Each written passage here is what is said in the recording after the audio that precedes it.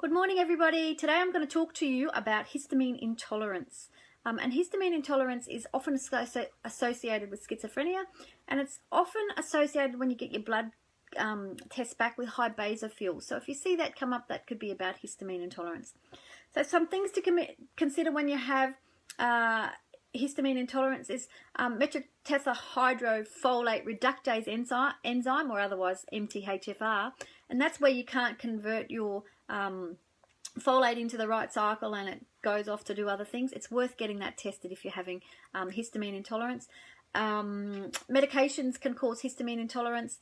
The state of your gastrointestinal system, so if you've got IBD, an infection, dysbiosis, gastritis, parasite infection, any of those things, they can all play a role in histamine intolerance. So copper levels, you need to have copper to metabolize histamine, but and other cofactors as well, like B6 and other ones. So if you're not absorbing your food well, so that could be an issue here with histamine intolerance.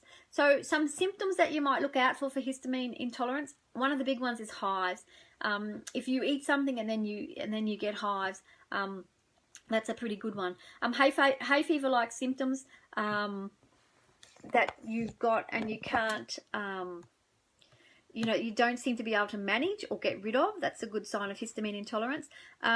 Diarrhea or stomach aches and pains and cramps, headaches and migraines, food sensitivities, painful periods, and PMS-like symptoms that don't go away even when you treat them.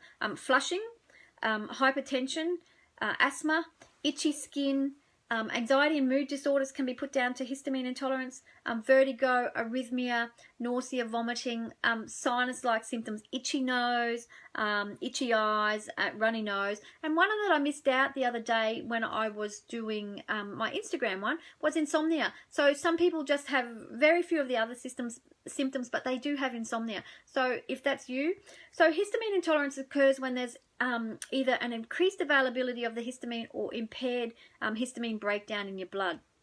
So increased histamine availability, can't get my words out today, can result from having more histamine being made in your blood due to allergies or gastrointestinal bleeding or mastocytosis, which means too many mast cells. So the mast cells basically burst open and they cause a big range of these little mast cells go into the histamine goes into the blood, and if you don't have the enzyme that works to break that down, you can't clear it. And increased consumption of histamine producing food. So right now we have lots and lots of people eating fermented foods. So some people aren't meant to eat fermented foods because their body can't tolerate it. So if you eat those and get hives, it's a good thing that it's a good sign that you've got histamine problems.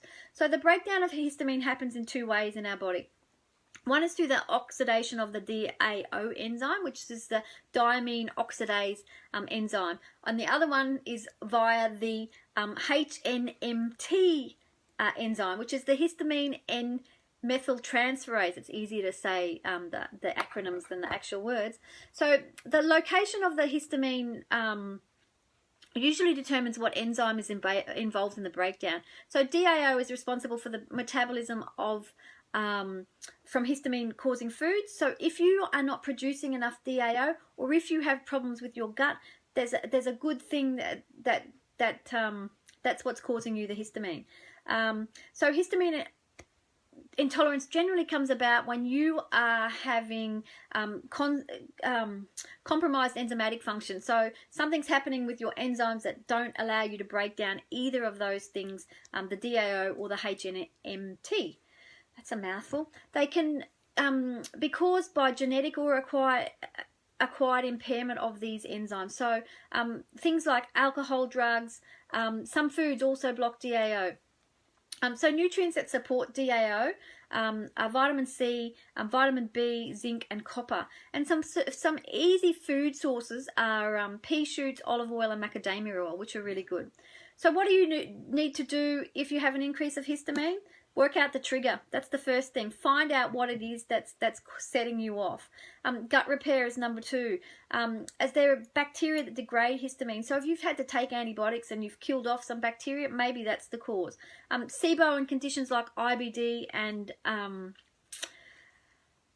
other gut conditions, you know, I can't think of any off the top of my head, but they will also trigger histamine release. Look at number 3 is look at your stress levels. Physical and psychological stress both have adverse effects on the immune system, and the stress itself can cause increased need for those specific nutrients that you are that are needed to break down these enzymes or to make these enzymes work better. And when you're stressed, you're not getting them. So you need to incorporate daily me time. So exercise, quiet time, yin yoga, qigong, meditation, any of these things that will help reduce your stress. Even being alone for 5 minutes with the door shut so the kids can't talk to you or anybody can talk to you, that's a really good thing to do. We all have stress. We're all really busy.